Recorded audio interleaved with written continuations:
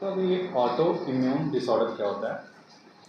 Auto immune disorder एक defence system का एक डिजीज़ है।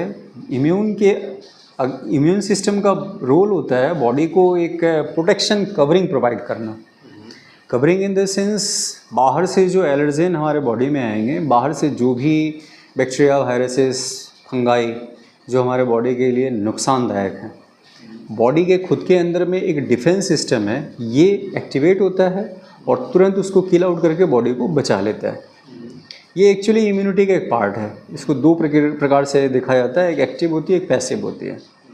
एक्टिव तब होती है जब बाहर से कोई बैक्टीरिया आती है या कोई वायरसेस आता है, कोई भी ऐसा सब्सटेंस आता है जो बॉडी के लिए सूटेबल नहीं है और बॉडी के डिफेंस सिस्टम एक्टिवेटेड हुई और उसको किल करती है। इसको एक्टिव इम्यूनिटी कहते हैं। पैसिव तब कहते हैं जब बॉडी में ऑलरेडी एक एंटीबॉडी इंट्रोड्यूस करा दिया जाए, तो उसको पैसिव इम्यूनिटी कहते हैं।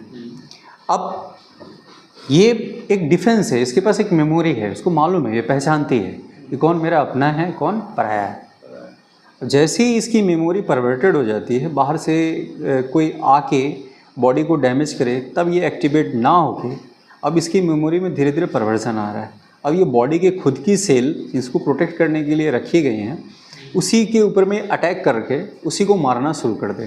तो इसको कहते हैं ऑटो इम्यून डिसऑर्डर। आप ऐसे समझ लीजिए जैसे आप घर के सामने एक शैडो रखे हैं और उस शैडो का काम है कि घर के मेंबर की रक्षा करना, आपके डिफेंस के लिए रखा हुआ है। बाहर के जो उपद्रवी तत्व होंगे उनको मारेगा, घर के लोगों को बचा के रखेगा।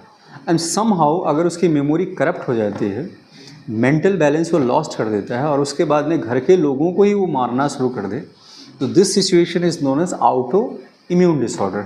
एक्चुअली यही होता है बॉडी के सेल्स के साथ, एंड यही चीज़ें ऑटो इम्यून डिसऑर्डर में देखने को मिलती हैं। ठीक है, थैंक यू।